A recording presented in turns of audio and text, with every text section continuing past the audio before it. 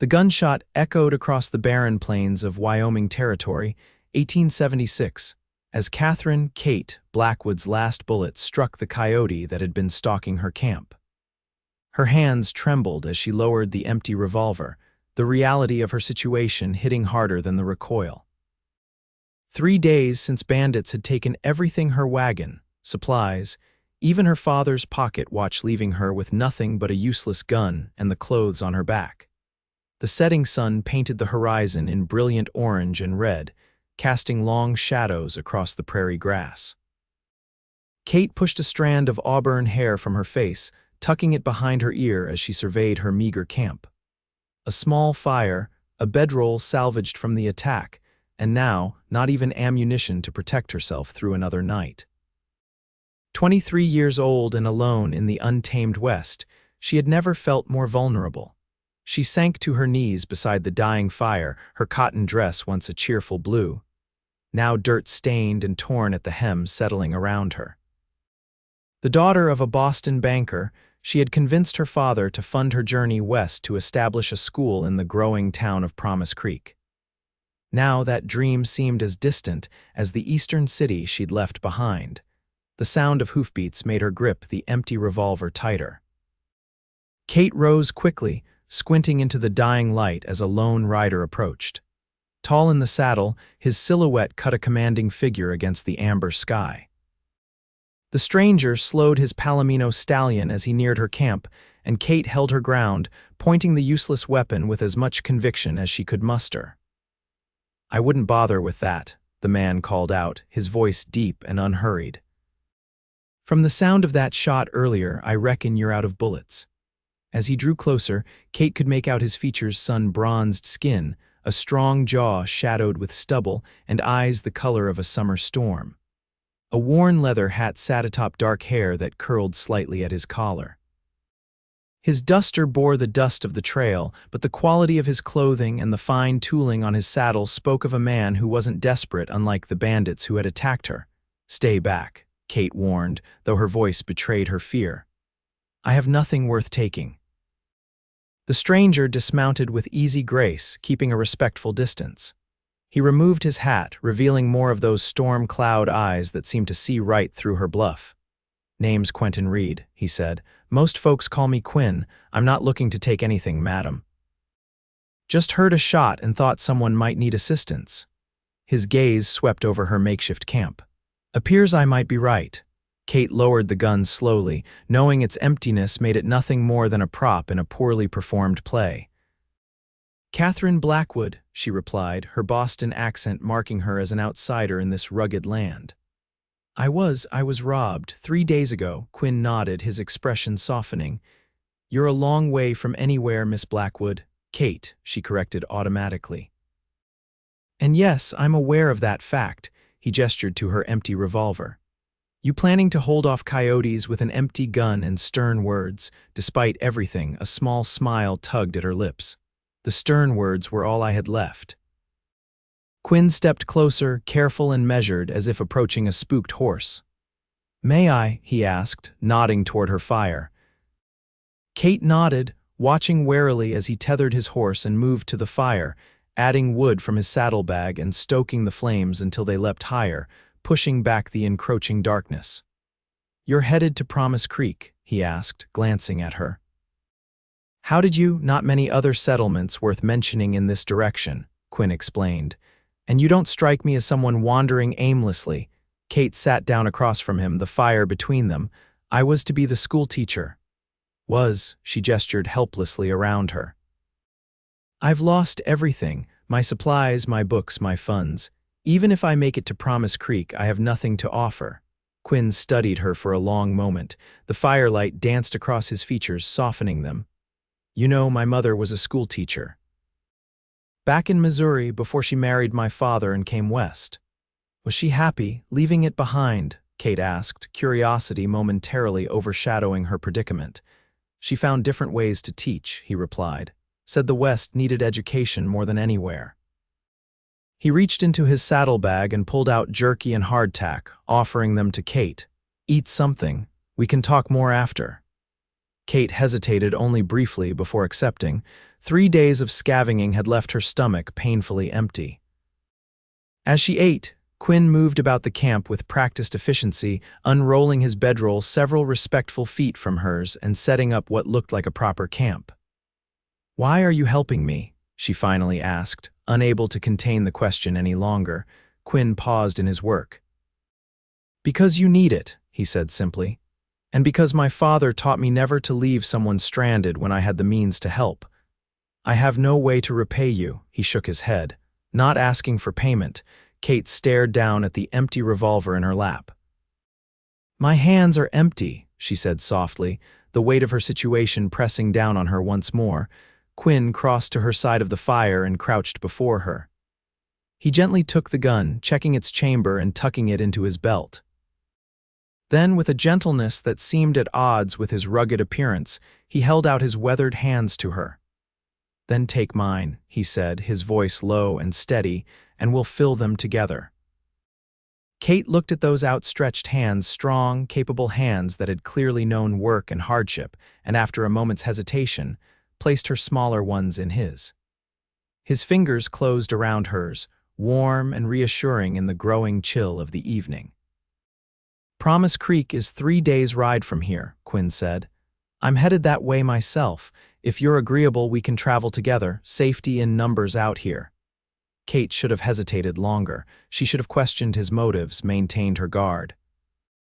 But something in those storm-gray eyes spoke of honor, and her instincts, the same ones that had driven her west in search of purpose, told her to trust him. "I would be grateful for the company," she said. Quinn nodded once, as if sealing a pact. "Get some rest, Miss Kate." Morning comes early on the trail. As Kate settled into her bedroll that night, the sound of Quinn checking his rifle and moving quietly around the perimeter of their camp was strangely comforting. For the first time since the attack, she slept without jerking awake at every nocturnal sound. Morning arrived with golden light spilling across the plains. Kate awoke to find coffee already brewing over a rekindled fire and Quinn returning from the creek with freshly filled canteens. "You sleep well?" he asked, handing her a tin cup of steaming coffee. "Better than I have in days," she admitted, accepting the cup gratefully. The rich aroma alone seemed to breathe life back into her weary body. As they broke camp, Quinn showed her how to properly saddle his palomino, explaining each step with patience. "You'll ride with me today," he said. "Tomorrow we might be able to acquire a horse for you in Aberdeen. It's a small trading post about a day's ride from here." "I have no money," Kate reminded him. Quinn's mouth curved into a half-smile. "I know the owner might be able to work something out." He helped her mount in front of him, his arms coming around her to take the reins. Kate stiffened initially at the proximity, but as they set off across the rolling grassland, she gradually relaxed against him, finding a rhythm with the horse's steady gait.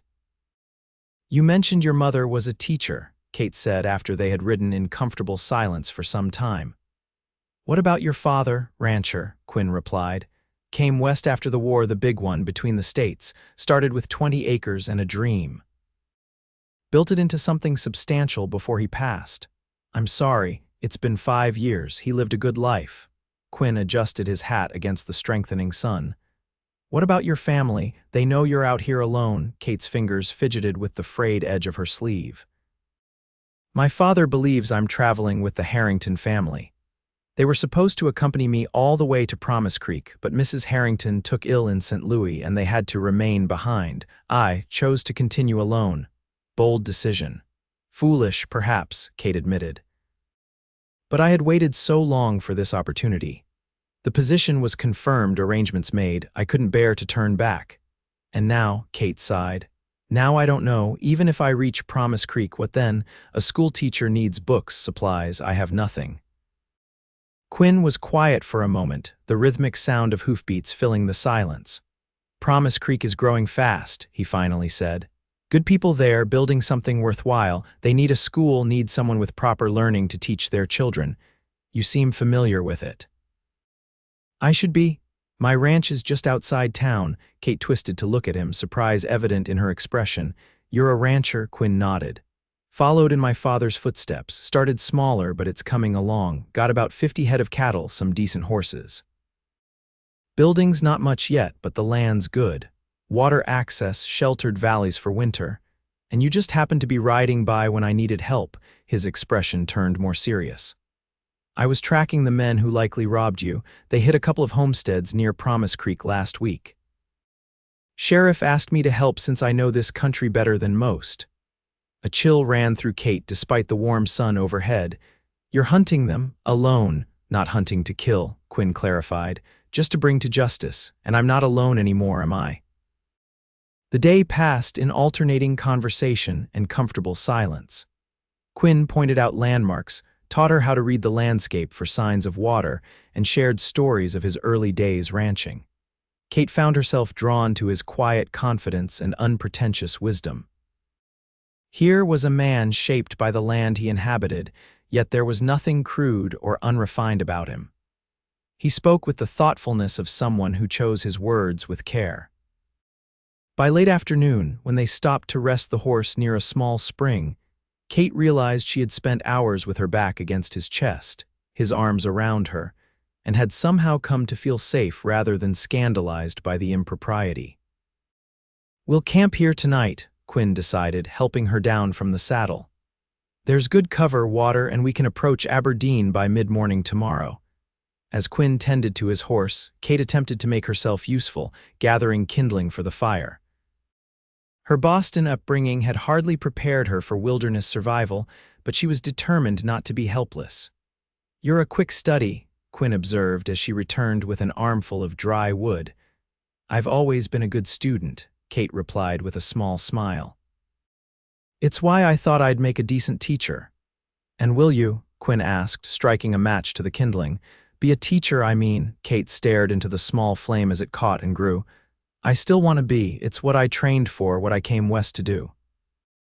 But I'm beginning to wonder if dreams need more than determination to come true." "They need hands willing to work for them," Quinn said, echoing his words from the previous night, "and sometimes they need help from others."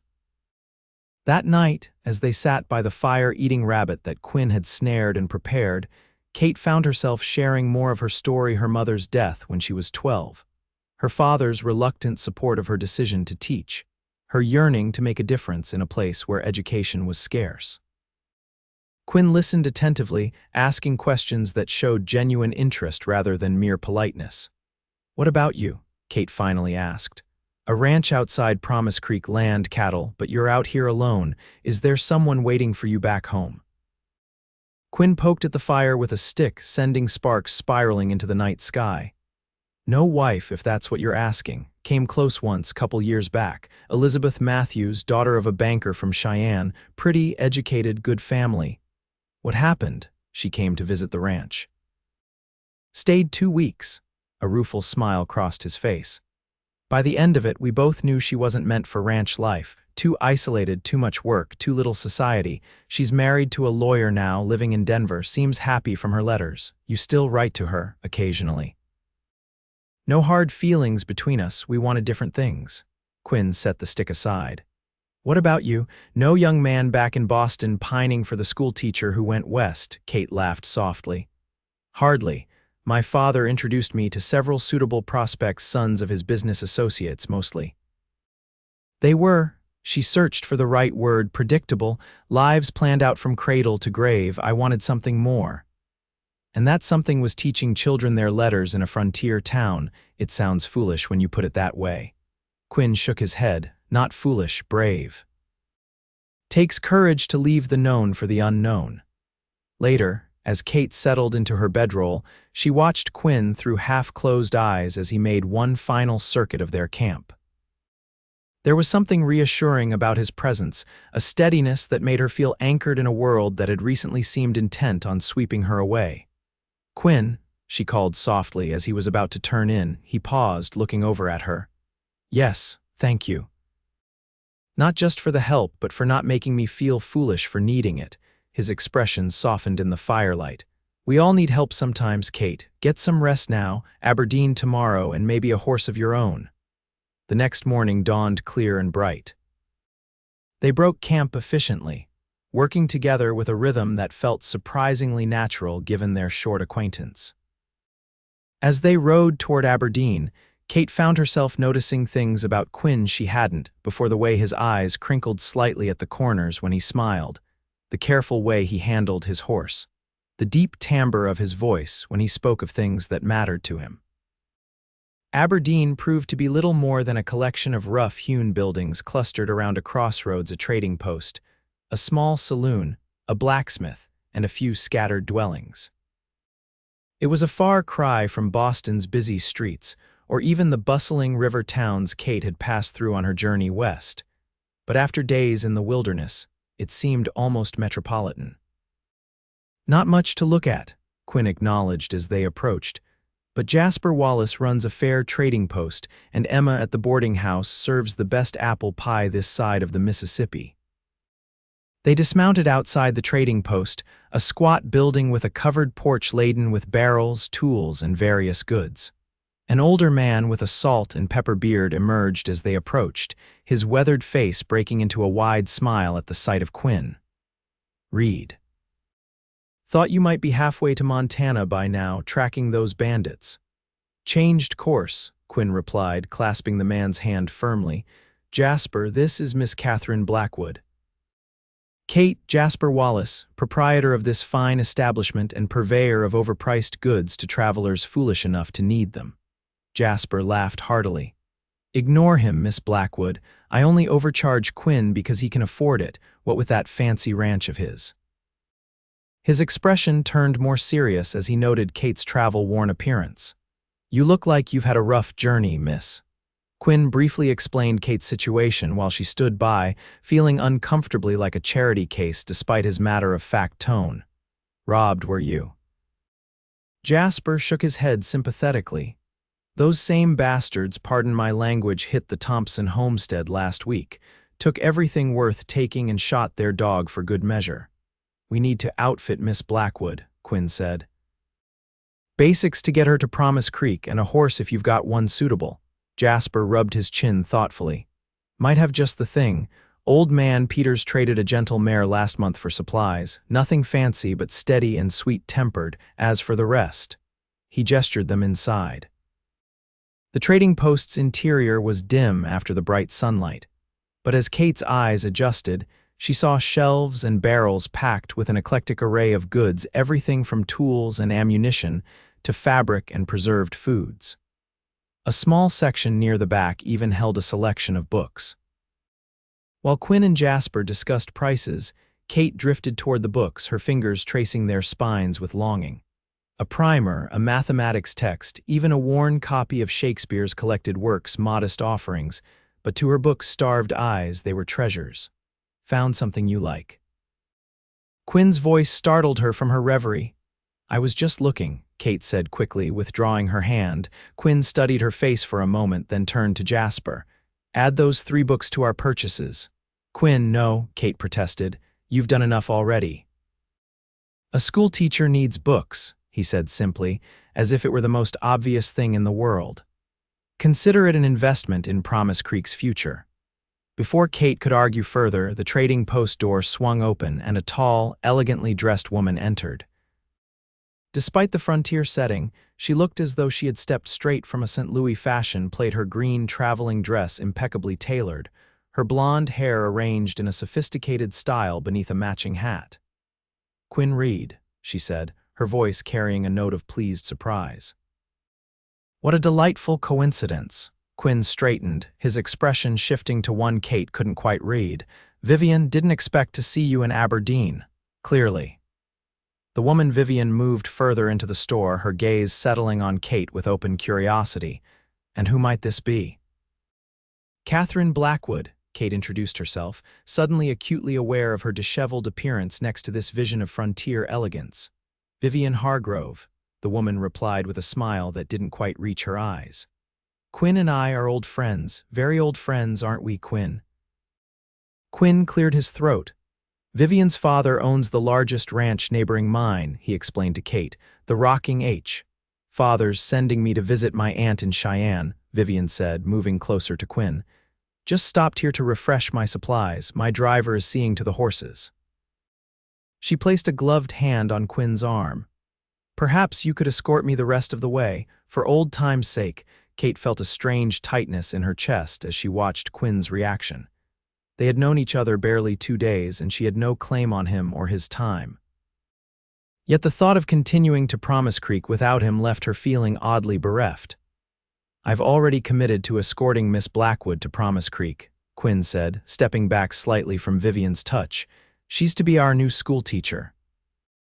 Something flashed in Vivian's eyes, disappointment, perhaps, or irritation, but it was quickly masked with a polite smile. "How commendable. Well, I shouldn't keep you from your charitable work." She turned to Kate. "Promise Creek is fortunate to have someone so dedicated to its improvement." "Quinn has always been terribly concerned with the town's development, haven't you, darling?" Before Quinn could respond, the door opened again, and a harried-looking man in a driver's uniform appeared. "Miss Hargrove, the horses are ready. We should depart if we want to make proper time." Vivian sighed dramatically. "Duty calls. Quinn, do come by when you're next in Cheyenne. Father always enjoys your company." With a final meaningful look at Quinn and a nod to Kate, she swept out of the trading post, leaving a lingering scent of expensive perfume in her wake. An awkward silence fell after her departure. Jasper busied himself with gathering their purchases, while Quinn seemed suddenly interested in examining a display of hunting knives. "Old friends?"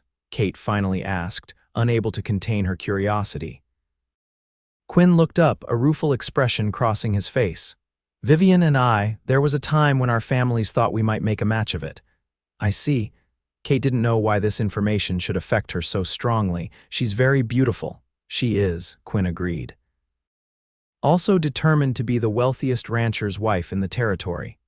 When I made it clear I wasn't interested in expanding to match her father's holdings, her attention shifted elsewhere.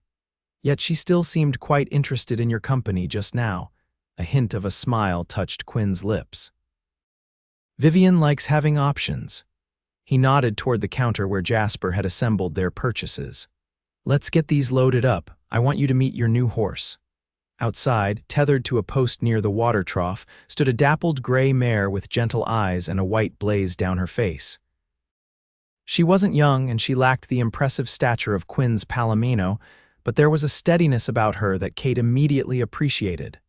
"Her name's Willow," Jasper said as they approached. "Gentle as they come, but with enough spirit to carry you through long days." Peters used her as his wife's riding horse for years. Kate approached slowly, holding out her hand as she'd seen Quinn do with his horse. Willow snuffled at her palm, then butted her head gently against Kate's shoulder. "I think she likes you," Quinn observed. "The feeling is mutual," Kate said, stroking the mare's neck. She turned to Quinn, emotion tightening her throat. "I don't know how to thank you for all this." "You can thank me by teaching Promise Creek's children well," he replied. "That's payment enough." With their new supplies, including a proper saddle for Kate, basic clothing, and the precious books secured, they bid farewell to Jasper and set out from Aberdeen. Kate rode Willow, getting acquainted with the gentle mare as they traveled, while Quinn offered occasional guidance on her posture and handling of the reins. "You're a natural," he commented as they stopped to water the horses at a small stream several hours after leaving Aberdeen. "Hardly," Kate laughed, "but Willow is very forgiving of my mistakes." They made camp that evening in a sheltered hollow, with Quinn promising they would reach Promise Creek by the following afternoon. As they sat by the fire after their meal, Kate found herself both anticipating and dreading their arrival. She was eager to begin her new life, to see the town she had traveled so far to reach, but these days with Quinn had created a connection she hadn't expected. "Tell me about Promise Creek," she said, drawing her knees up to her chest. "What should I expect?" Quinn leaned back, contemplating the question. "It's still finding its feet as a town. Started as not much more than a trading post by the creek, hence the name, but it's grown steadily the past 5 years. Got about 300 people now, a proper main street with a general store, a hotel, a church that doubles as the town hall, a doctor who's only half drunk most days, and even a newspaper of sorts. And the children, how many might I expect to teach?" "Maybe 30, ranging from 6 to 16, Quinn said. Some will only come when farm work allows, especially the older ones. The town set aside a building for a school last year, but it's been sitting empty, waiting for a teacher. Where will I live? Kate asked, suddenly realizing she hadn't considered this practical detail. There's a small house behind the school, nothing fancy but solid construction, 2 rooms, a decent stove. Quinn poked at the fire with a stick. Mrs. Abernathy, she runs the hotel, was put in charge of furnishing it. Basic stuff, but enough to start with. Kate nodded, feeling a flutter of nervousness at the concrete reality of what awaited her. And the townspeople, will they accept an Eastern woman as their teacher? Quinn considered this. They'll be curious at first. Might seem standoffish to someone used to Boston manners, but they're good people at heart, just wary of newcomers until they prove themselves. He looked at her directly. Show them you're there to stay, that you care about their children, and they'll come around. And if I fail? The question slipped out before Kate could stop at the fear that had lurked beneath her determination since leaving Boston. You won't, Quinn said with such certainty that Kate almost believed him. How can you be so sure? You barely know me. Quinn set aside his stick and turned to face her fully, the firelight casting half his face in warm light, half in shadow. I've seen how you handle adversity. Robbed, stranded, left with nothing, yet here you are, still determined to reach Promise Creek, still focused on teaching those children. That kind of resolve doesn't fail easily. His confidence in her was like a warm cloak against the night's growing chill. They talked long into the evening, sharing stories of their pasts and hopes for their futures.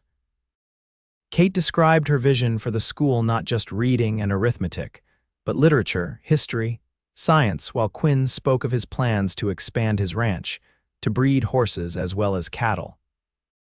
My father always said a man should build something that outlasts him, Quinn said, his voice soft as the night deepened around them.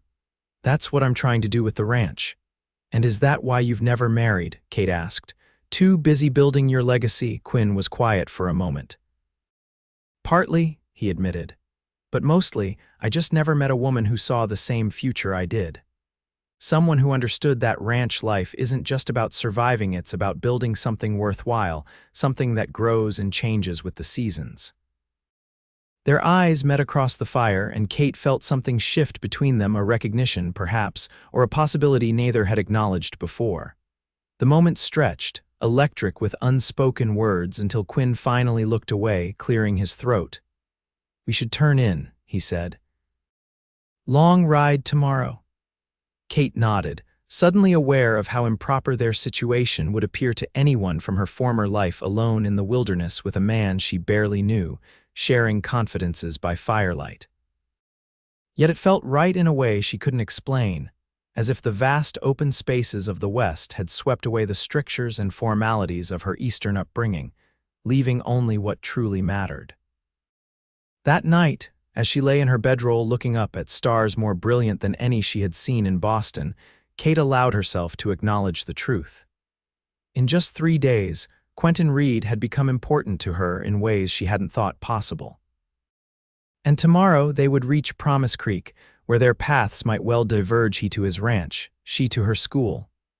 The realization left her feeling hollow, like the empty revolver she had pointed at him when they first met. Morning came with a heavy mist that burned away as the sun climbed higher, revealing a landscape of rolling hills giving way to more settled country. They packed up camp efficiently, the routine now familiar between them, and set off on what Quinn promised would be the final leg of their journey. As they rode, Kate noticed signs of civilization becoming more frequent: fenced pastures, the occasional distant farmhouse, a well-traveled road replacing the faint trails they had followed before. By midday, they crested a hill and Quinn reined in his horse, gesturing ahead. There it is, he said. Promise Creek. Kate drew Willow to a halt beside him, taking in the view. Nestled in a valley where 2 creeks converged lay a town small by Eastern standards but substantial for the frontier. A main street lined with wooden buildings, a white church steeple rising above the rest, scattered houses and shops spreading outward like ripples from a stone dropped in water. Beyond the town, pastures and fields stretched toward distant hills, with cattle visible as tiny specks against the green. "It's beautiful," Kate breathed, the reality of her journey's end suddenly overwhelming. Quinn pointed to the west of town. "My ranch is about 3 miles that way, just beyond that line of cottonwoods." They rode down into the valley, approaching the town along the main road. As they neared, Kate became acutely aware of her appearance. Days on the trail had left her looking far from the prim schoolteacher she had envisioned being upon her arrival. Despite the new clothes purchased in Aberdeen, she feared she made a poor first impression. "Quinn," she said hesitantly as the first buildings of Promise Creek came into view. He glanced over at her. "Yes, perhaps we could stop somewhere before I meet anyone officially. I'd like to make myself more presentable." Understanding dawned in his eyes. "Of course, we'll go to Mrs. Abernathy's first. She can help you get settled before word spreads that the new schoolteacher has arrived."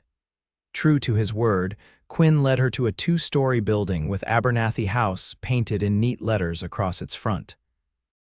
It was modest compared to Boston hotels, but well-maintained, with clean windows and flower boxes showing recent care.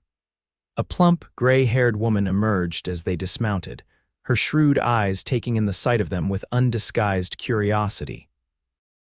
"Quinn Reed as I live and breathe," she said, wiping her hands on her apron. "And this must be our schoolteacher. We'd about given up on you, Miss Blackwood." "Mrs. Abernathy," Quinn greeted her with a nod. "Miss Blackwood had some trouble on the trail, bandits." The older woman's expression shifted to one of concern. "Mercy, are you hurt, child?" "No, madam," Kate replied, "just robbed of most of my possessions. Mr. Reed came to my aid." Mrs. Abernathy's gaze moved between them, shrewd and assessing. "Did he now?" "Well, our Quinn always did have a soft spot for damsels in distress." There was no malice in her tone, only a hint of amusement and perhaps approval. "Mrs. Abernathy," Quinn said, his voice taking on a formal quality Kate hadn't heard before, "Miss Blackwood has had a difficult journey. She could use a hot bath and some privacy before meeting the town council." Of course. Come in, dear, I'll have water heated right away." She ushered Kate toward the door, then paused to look back at Quinn. "Will you be staying in town tonight?" Quinn shook his head. "Need to get back to the ranch. Been away too long already." Something twisted in Kate's chest at his words. Of course he had responsibilities, a life to return to. Their time together had always been temporary, a chance encounter on the trail.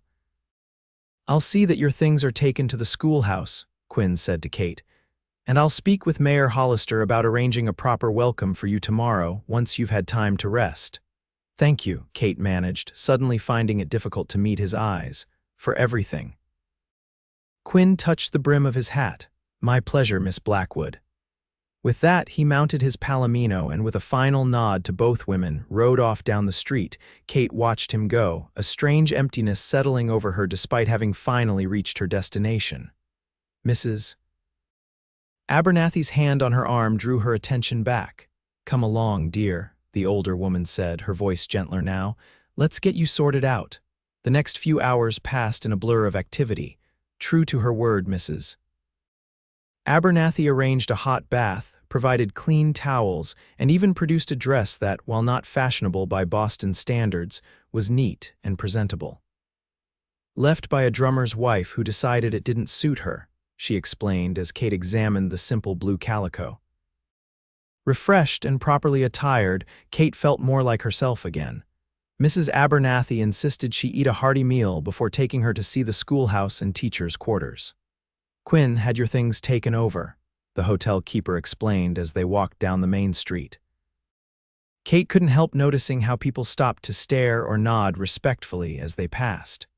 Word of the new schoolteacher's arrival had clearly spread quickly. The schoolhouse stood at the edge of town, a sturdy wooden building with large windows and a small bell tower. Behind it, connected by a covered walkway, was a modest dwelling that would be Kate's new home. "It's not much," Mrs. Abernathy said as she unlocked the door to the house, "but the town did its best to make it comfortable." Kate stepped inside, taking in the simple furnishings: a bed with a patchwork quilt, a table with 2 chairs, a small bookshelf, a cook stove, and basic kitchen implements. Through a doorway, she glimpsed a second, smaller room that could serve as a sitting area or study. "It's perfect," she said, meaning it. After days in the wilderness, the simple house seemed like a palace. "Your things are there," Mrs. Abernathy pointed to Kate's trunk and the parcels from Aberdeen, neatly arranged in one corner. Quinn made sure everything was brought over safely. Kate nodded, unable to speak past the sudden tightness in her throat. His kindness continued to overwhelm her. "The town council will meet you officially tomorrow," Mrs. Abernathy continued, seemingly oblivious to Kate's emotion. "School's set to start next Monday, if that suits. Gives you a few days to settle in and prepare." "That would be fine," Kate managed. "Thank you for all your help." After Mrs. Abernathy left, promising to send over a basket of food supplies in the morning, Kate stood in the center of her new home, surrounded by silence. She had dreamed of this moment for so long, having her own school, her own place, a community where she could make a difference. Yet now that it had arrived, she found herself thinking not of the children she would teach or the lessons she would plan, but of storm-gray eyes and hands that had reached out when hers were empty. The next morning, Kate awoke to sunlight streaming through curtainless windows and the distant sound of a rooster crowing. For a disorienting moment, she expected to see open sky above her and hear Quinn stirring the campfire to life. The realization that she was in her own bed, in her own house in Promise Creek, brought both relief and a strange disappointment. She dressed carefully in her best remaining dress, a navy blue with white collar and cuffs that had thankfully been in her trunk rather than the stolen wagon. Today she would meet the town council officially, and first impressions mattered, especially after her unconventional arrival. A knock at her door revealed a young girl of about 12, freckle-faced and curious, bearing the promised basket from Mrs. Abernathy. "I'm Jenny," the girl announced. "Mrs. Abernathy sent me with your breakfast. Are you really the new teacher?" Kate smiled, charmed by the direct question. "I am, Katherine Blackwood, but you can call me Miss Kate." Jenny peered past her into the house. "Pa says you're from back east. Is that why you talk funny, Jenny?" A woman's voice called from the road. "Don't be rude." A harried-looking woman hurried up the path. "I'm so sorry, Miss Blackwood. Jenny was just supposed to deliver the basket, not interrogate you." "It's quite all right," Kate assured her. "I'll be answering plenty of questions soon enough." "Might as well start now." The woman introduced herself as Sarah Miller, Jenny's mother and the wife of the general store owner. "The council's meeting at 10 at the church," she informed Kate. "My husband's on it. He says everyone's real excited to finally have a proper teacher." By the time Kate walked to the church at 9:45, she had met no fewer than 8 more townsfolk, all finding reasons to pass by her house or stop her on the street with welcomes and thinly veiled curiosity. It was both overwhelming and heartening to see such interest in her arrival. The church was a simple white clapboard building with a modest steeple. Inside, pews had been rearranged to form a meeting area at the front. 5 men and 2 women were already seated, their conversations stopping as Kate entered. "Miss Blackwood," a portly man with impressive mutton chop whiskers rose to greet her. "Howard Hollister, mayor of Promise Creek. Welcome, welcome." Introductions followed. Mr. Miller from the general store, Dr. Finch, the town physician, Mrs. Peterson, who ran the dressmaking shop, Mr. Clarkson, the banker, Mrs. Abernathy, whom Kate already knew, and Reverend Walsh, who served as both minister and chairman of the school board. "We were beginning to think you weren't coming," Mayor Hollister said once Kate was seated. "Your letter said to expect you 2 weeks ago." "I apologize for the delay," Kate replied, explaining briefly about the Harringtons remaining in St. Louis and her decision to continue alone. She mentioned the bandit attack but downplayed its danger, noting only that Mr. Reed kindly assisted me when I found myself in difficulty. "Yes, Quinn mentioned something about that," the mayor said. "Fortunate he found you when he did. Those bandits have been causing trouble all through the territory." The meeting proceeded with discussions of her duties, the school schedule, and expectations for the coming term. Kate was impressed by the council's organization and genuine enthusiasm for education. They had already ordered textbooks, slates, and basic supplies, which were due to arrive on the next supply wagon. "We've got 32 children of school age in Promise Creek and the surrounding farms," Reverend Walsh explained. "Not all will attend regularly, especially during planting and harvest, but we're hoping your presence will encourage more families to prioritize education." "That's my hope as well," Kate said earnestly. "Every child deserves the opportunity to learn, regardless of their circumstances." The meeting concluded with expressions of support and welcomes, along with an invitation to a town gathering on Saturday evening to properly introduce Kate to the community. "Sort of a welcome party," Mrs. Peterson explained. "Nothing fancy, just food and some music at the town hall." As the council members dispersed, Mayor Hollister held Kate back briefly. "Quinn Reed asked me to tell you he's sorry he couldn't be here today, something about a fence line needing immediate repair, but he said he'd see you at the gathering on Saturday." Kate nodded, ignoring the flutter in her chest at the mention of Quinn's name. "Thank you for letting me know." The days leading up to Saturday passed in a whirlwind of preparation. Kate cleaned and organized the schoolhouse, arranged her meager collection of books on the shelves, and planned lessons for students of varying ages and abilities. Townspeople stopped by regularly, some with children in tow, others simply curious about the new school teacher. Many brought small gifts. Mrs. Miller contributed curtains for the bare windows, Dr. Finch a box of chalk, Reverend Walsh several books from his personal library. By Saturday evening, Kate felt she had met half the town already, but the gathering at the town hall, actually the church with pews pushed aside to create an open space, brought out everyone. Tables laden with food lined one wall, a small group of musicians set up in a corner, and lanterns cast a warm glow over the proceedings. Kate wore her blue dress again, freshly pressed, with her hair arranged as neatly as she could manage without a lady's maid. She had barely entered the hall when she was surrounded by people eager to meet her parents introducing children, single men tipping their hats with particular interest, women offering advice about frontier living. She was in the midst of a conversation with the blacksmith's wife about the best way to preserve vegetables for winter when a ripple seemed to pass through the crowd. Heads turned toward the door, and the group around Kate subtly shifted to make way for a newcomer. Quinn stood in the doorway, looking remarkably different from the trail-worn man who had found her by the campfire days ago. He had shaved, his dark hair was neatly trimmed, and he wore a clean white shirt under a well-tailored vest. Only his boots and the weathered quality of his hands revealed him as a working rancher rather than an Eastern gentleman. Their eyes met across the room, and for a moment, it was as if everyone else faded away. Quinn made his way toward her, nodding greetings to townsfolk as he passed, but never breaking eye contact.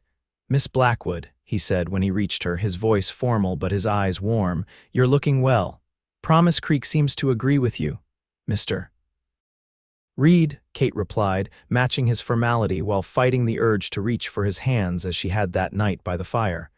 "How kind of you to come. I understand you've been busy with ranch matters." "Never too busy for a town gathering," he said, "especially one honoring our new school teacher." A small commotion near the door drew their attention. Vivian Hargrove, the woman they had encountered in Aberdeen, swept into the hall, resplendent in a burgundy dress that must have cost more than Kate's entire wardrobe. Beside her walked an older man with silver at his temples, her father, Kate presumed. "Is she staying in Promise Creek?" Kate asked, surprised to see the elegant woman again so soon. Quinn's expression tightened slightly. "No, the Hargrove Ranch is about 10 miles north. They come to town events occasionally." He hesitated, then added, "Vivian mentioned she'd be attending when I encountered her in town earlier." Before Kate could respond, Mayor Hollister called for everyone's attention, officially welcoming Kate to Promise Creek and inviting her to say a few words. Gathering her courage, Kate spoke briefly about her vision for the school, her gratitude for the warm welcome, and her commitment to providing the best education possible for the children of Promise Creek. As applause followed her short speech, the musicians struck up a lively tune and couples began to form for dancing. Kate found herself being approached by several men seeking the honor of the first dance, but before any could reach her, Quinn was at her side. "May I have this dance, Miss Blackwood?" he asked, extending his hand. Kate placed her hand in his, feeling again that sense of rightness she had experienced by the campfire. "You may, Mr. Reed." As Quinn led her into the dance, his hand at her waist sent a warmth spreading through her that had nothing to do with the crowded room. They moved together easily, as if they had danced 100 times before. "The town seems quite taken with you," Quinn observed as they circled the floor. "They've been very welcoming," Kate agreed, "though I suspect they're simply relieved to finally have a teacher." "It's more than that," Quinn said, his eyes intent on hers. "You bring something they need: hope for their children's future, a connection to the wider world." "You give me too much credit." "I don't think that's possible." The dance ended too soon, and as custom dictated, Kate found herself partnered with a succession of other men for subsequent dances: the young banker, the blacksmith, even Mayor Hollister. She participated dutifully, making conversation and trying to remember names, but her gaze kept returning to Quinn. He danced once with Mrs. Peterson, once with the doctor's wife, and then, inevitably, with Vivian Hargrove. The elegant woman claimed his attention for not one but 2 dances, her hand lingering on his arm between sets, her head tilted up toward his in a way that spoke of intimate conversation. "They make a handsome couple," Mrs. Abernathy commented, appearing at Kate's side with a cup of punch. "The whole territory thought they'd marry last spring." "What happened?" Kate couldn't help asking, though she told herself it was mere curiosity, not the jealousy twisting in her stomach. Mrs. Abernathy shrugged. "Quinn Reed isn't the type to be pushed into anything, not even by the likes of Hargrove money. And that girl has her sights set higher than a rancher with 50 head of cattle, no matter how promising his prospects." The evening wore on, with more dancing, food, and conversation. Kate found herself enjoying the simple celebration despite her occasional discomfort when watching Quinn and Vivian. These were good people, she decided, straightforward and hardworking. She could build a life here. As the gathering began to wind down, families with young children departing first, Kate found herself standing near the door, thanking people for coming. Quinn approached, his hat in his hands. "Might I walk you home, Miss Blackwood?" he asked. "It's getting late." Kate glanced around, noting that most families had already left. Vivian Hargrove was still present, engaged in conversation with the banker but watching them from across the room. "That would be kind of you, Mr. Reed," Kate replied. They walked in silence for the first few minutes, the sounds of the gathering fading behind them as they made their way through the quiet town toward the schoolhouse. The night was clear, stars brilliant above them, a quarter moon providing just enough light to see the path. "You danced well this evening," Quinn finally said. "I suspect you've had more practice than most in Promise Creek." Kate smiled. "My father insisted I learn all the proper social graces. Dancing was among them. Your father would be proud to see you now, I think." "I hope so." Kate hesitated, then added, "Though he might be scandalized to know I traveled alone with a man I barely knew." Quinn chuckled. "Might be best to leave that part out of your letters home." They reached the small house behind the schoolhouse too quickly. Kate paused at the door, reluctant to end their time together. "Quinn," she said, abandoning formality in the darkness, "I never properly thanked you for everything you did. Finding me, helping me reach Promise Creek, the supplies, Willow. I don't know what would have happened to me if you hadn't come along." "You'd have managed," Quinn said softly. "You're stronger than you give yourself credit for. Nevertheless, I'm grateful." They stood facing each other, the moment stretching between them like a taut thread. Kate was acutely aware of his proximity, of the way the moonlight silvered his features, of her own heartbeat quickening. "Kate," Quinn began, his voice dropping lower, "I was wondering if I might call on you properly sometime. Not as a traveler helping a stranger, but as a man calling on a woman he admires." Joy bloomed in Kate's chest, unexpected and overwhelming. "I would like that very much," she replied, her voice barely above a whisper. Quinn stepped closer, his hand coming up to gently touch her cheek. "May I?" he asked, his intention clear in his eyes. Kate nodded, unable to speak past the emotion tightening her throat. Quinn leaned down, his lips meeting hers in a kiss that started gentle but deepened as Kate responded, her hands coming up to rest on his chest. When they finally parted, both slightly breathless, Quinn rested his forehead against hers. "I've wanted to do that since Aberdeen," he confessed. "Only Aberdeen," Kate teased, her heart lighter than it had been in days. "I thought perhaps since that first night by the fire." Quinn smiled, the moonlight catching the curve of his lips. "Maybe then," he admitted, "though I was trying to be a gentleman." "You were," Kate assured him, "the most gentle of men." He kissed her once more, briefly but with promise, before stepping back. "I should go," he said reluctantly.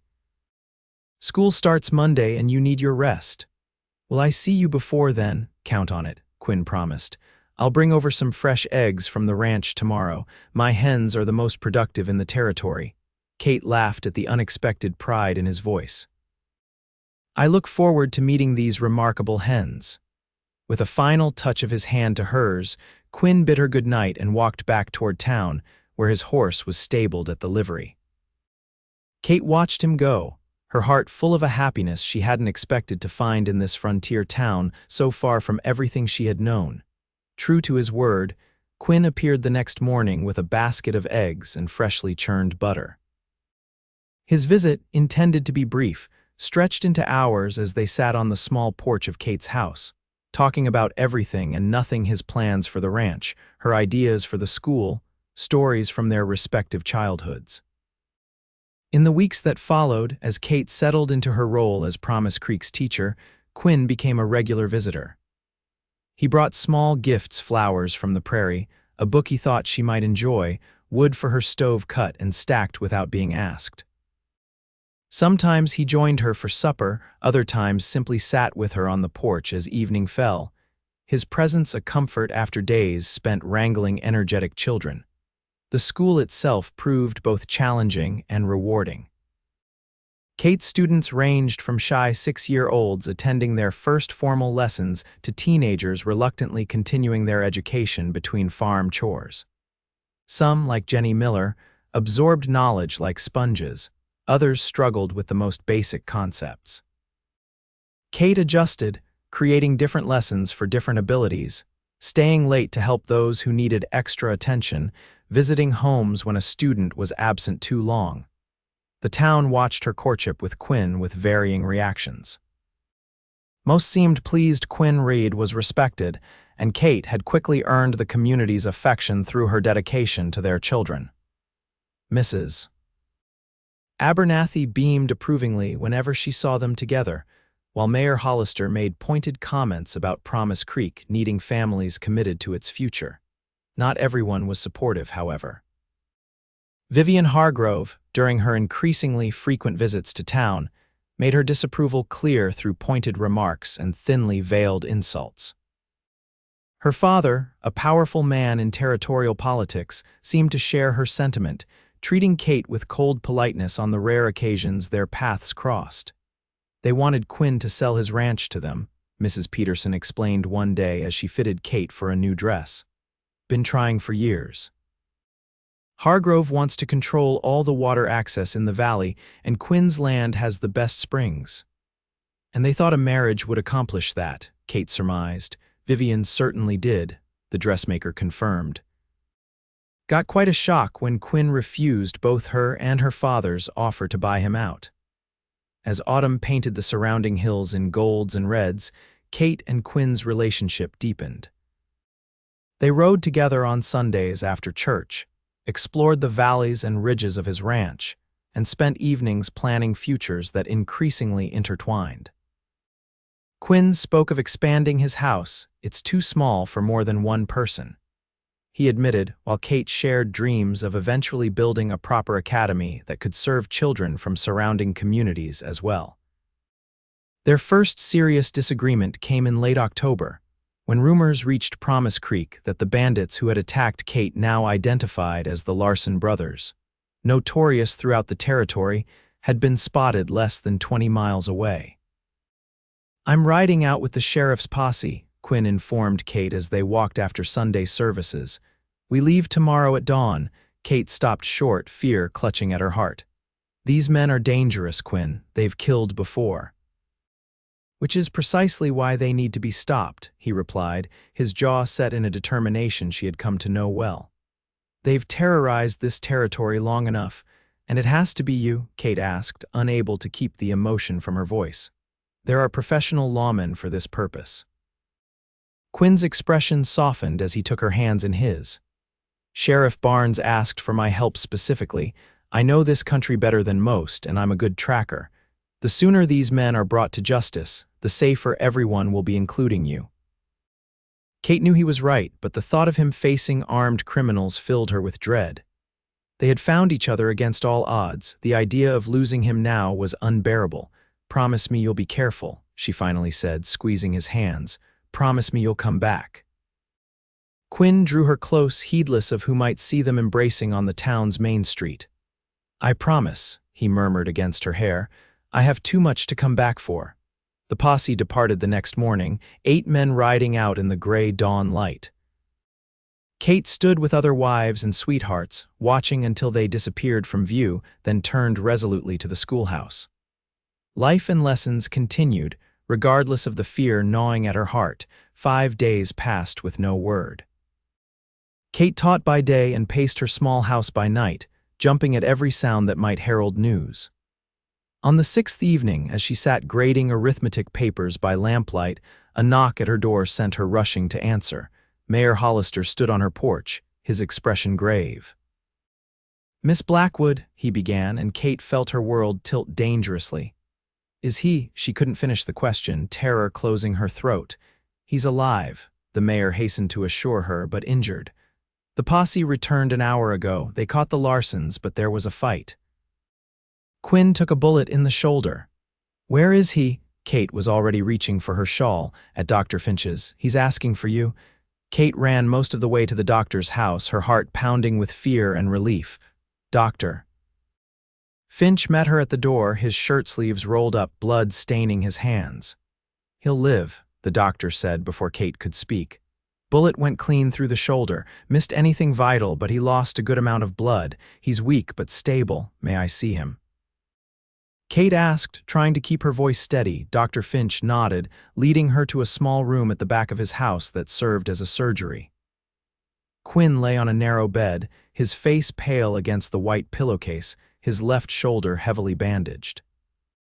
His eyes were closed, but they opened as Kate approached, focusing on her with evident effort.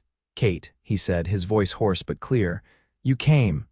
Of course I came, you foolish man, she replied, taking his uninjured hand in hers. How could I not? A ghost of a smile touched his lips. Told you I'd come back. Yes, but I rather hoped you'd return in one piece. Kate tried for a light tone, but tears betrayed her, spilling down her cheeks. Quinn squeezed her hand weakly. Don't cry, Kate. I'm too ornery to die from something as trivial as a bullet, doctor. Finch cleared his throat from the doorway. He needs rest, Miss Blackwood. You can come back in the morning. Kate nodded, reluctantly releasing Quinn's hand. I'll be back first thing, she promised. Try not to do anything heroic in the meantime. Quinn's recovery progressed steadily over the following weeks. After 3 days at Dr. Finch's, he was well enough to be moved to his ranch, where Kate visited daily after school. The ranch house was indeed small, just 3 rooms, but neat and solid, with large windows that caught the winter sunlight. As Quinn regained his strength, their conversations turned increasingly toward the future.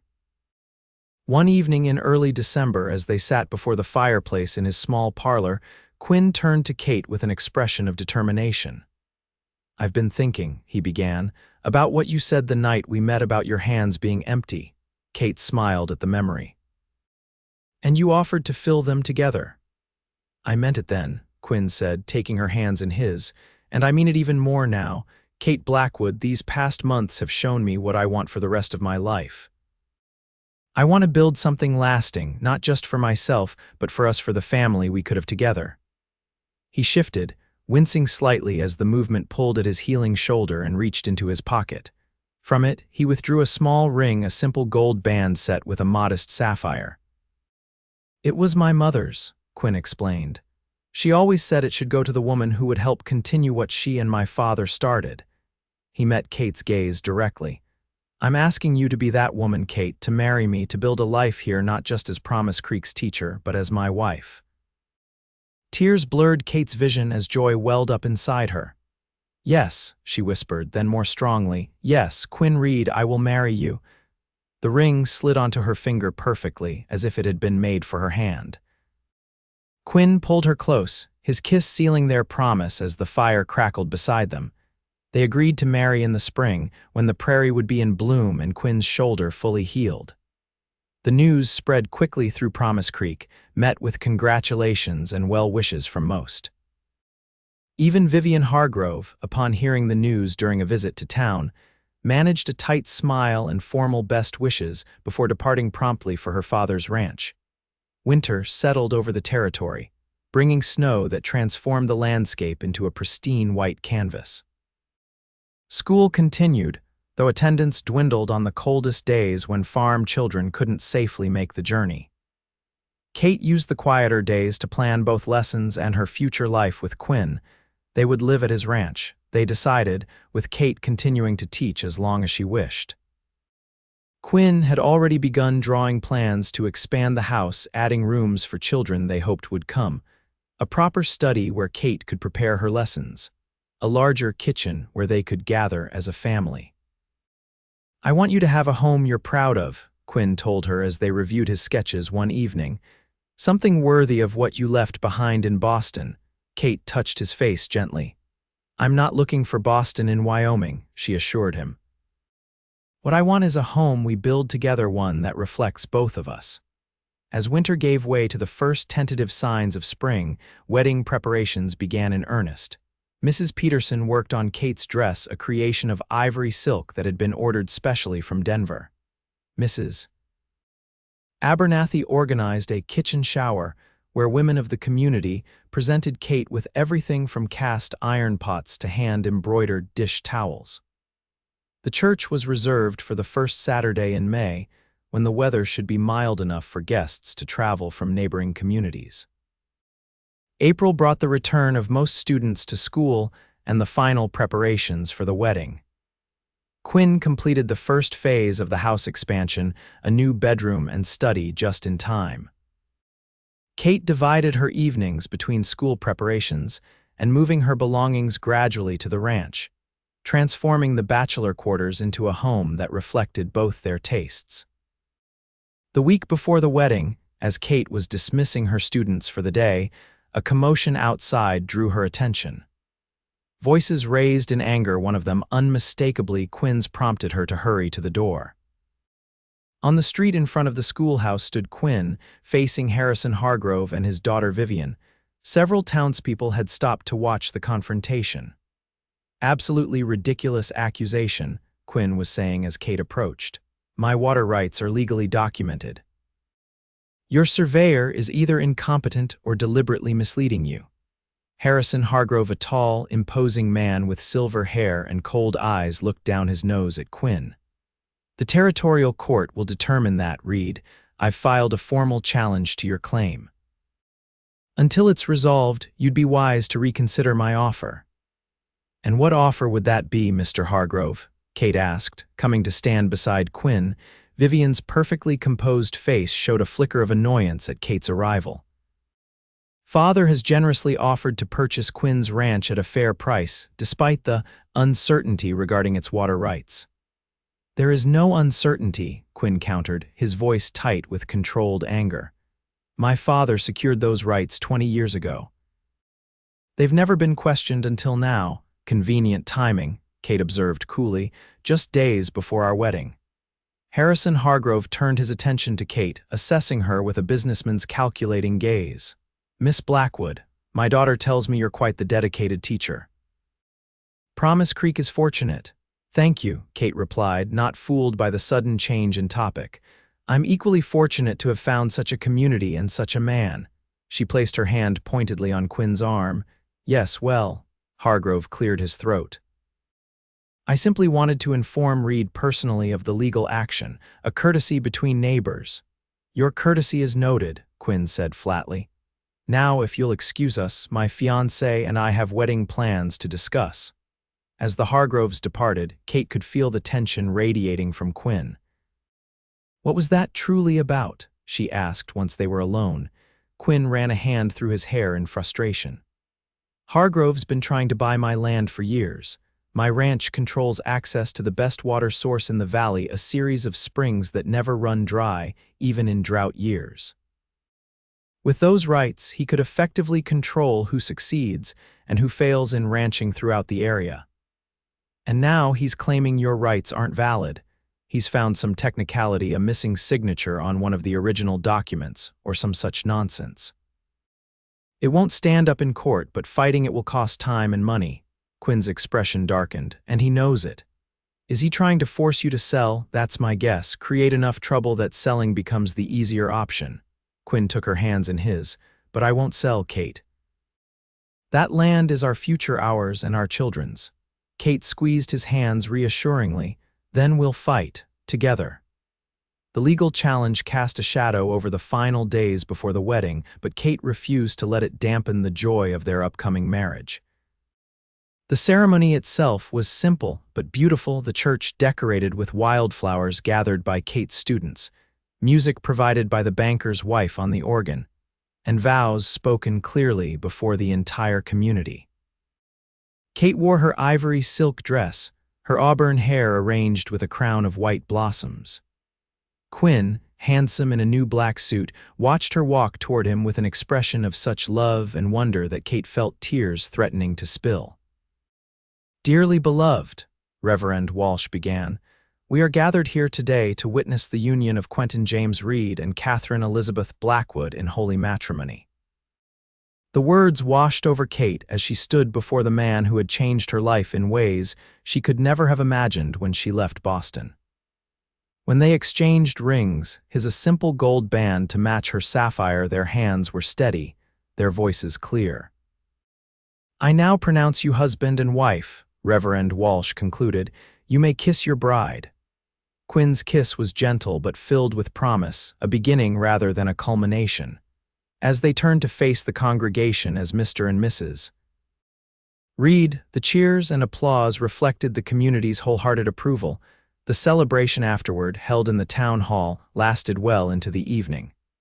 There was dancing, feasting on dishes contributed by nearly every household in Promise Creek, and many toasts to the new couple. Even Dr. Finch, not known for sentimentality, raised his glass to declare them the perfect combination of Eastern refinement and Western strength. As the night drew to a close, Quinn led Kate to a waiting wagon decorated with ribbons and flowers, clearly the work of her students. "Ready to go home, Mrs. Reed?" he asked, the new name bringing a smile to both their faces. "More than ready, Mr. Reed," Kate replied, accepting his hand to climb into the wagon. Their arrival at the ranch, their home now, was marked by a surprise. In the soft glow of lantern light, Kate could see that the front porch had been transformed. New curtains hung in the windows, a porch swing had been installed, and a sign above the door read, "Reed Ranch ESD, 1876. "When did you do all this?" Kate asked, touched by the gesture. "Had some help," Quinn admitted. "The men from town came out yesterday while you were busy with Mrs. Peterson, wanted to make sure everything was perfect for your arrival." Inside, more surprises awaited: a new quilt on their bed, fresh flowers on the table, and a small collection of books on the shelf in the study.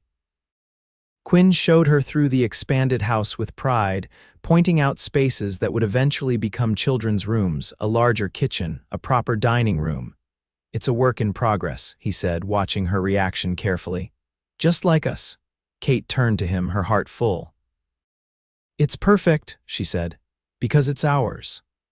Later that night, as they lay together in the quiet darkness of their bedroom, Quinn's arms around her and the future stretching before them, Kate thought of how far she had come from that frightened, empty-handed woman on the prairie. Her journey west had brought her not just to a place, but to a person who had filled her life in ways she hadn't known were possible. "What are you thinking?" Quinn murmured, his breath warm against her hair. Kate smiled in the darkness. "I was thinking about empty hands," she said, "and how sometimes they have to be empty before they can be filled with something better." Quinn's arms tightened around her. Are your hands full now, Mrs. Reed? Kate turned in his embrace to face him, touching his beloved face with gentle fingers. Overflowing, she whispered. Absolutely overflowing. In the years that followed, the Reed Ranch flourished, expanding from 50 head of cattle to over 200, with a growing reputation for fine horses as well. The legal challenge from Harrison Hargrove was eventually dismissed, though not without months of tension and considerable expense. Kate continued teaching, though after the birth of their first child, a daughter they named Elizabeth, after Kate's mother, she reduced her hours to 3 days a week. Promise Creek grew alongside the Reed family, becoming a proper town with a dedicated town hall separate from the church, a weekly newspaper, and eventually a railroad spur that connected it to markets east and west. Kate's school expanded to require a second teacher, a young woman from Denver whom Kate mentored with the same care Quinn had once shown her. Their family grew as well. Elizabeth was joined by 2 brothers, James and Thomas, each with their father's storm gray eyes and their mother's love of books. The house expanded with them, becoming the warm, welcoming home Kate and Quinn had envisioned that first year. On their 10th anniversary, as they sat on the porch swing watching their children play in the yard, Quinn took Kate's hand in his, examining the sapphire ring that had never left her finger. "Any regrets?" he asked. "About leaving Boston, about the life you might have had?" Kate looked out at the ranch. They had built together, the flourishing gardens she had planted, the expanded house that had grown room by room, the corrals where their horses grazed in the evening light. Beyond, she could see the rolling hills and valleys that had once seemed so alien, and now felt more like home than the crowded streets of her birthplace ever had. But most of all, she looked at Quinn, a decade older, with strands of silver now appearing at his temples, lines of experience etched around his eyes, but still the same man who had held out his hands to her when hers were empty. "Not a single one," she said, leaning her head against his shoulder. "My hands, my heart, my life all filled to overflowing." Quinn pressed a kiss to her temple. "Mine too, Kate, mine too." And as the sun set over the Wyoming prairie, painting the sky in the same brilliant colors Kate had seen that first evening, she knew with absolute certainty that her journey had led her exactly where she was meant to be, not to a place, but to a person, and to the life they had built together, hands intertwined, hearts as one.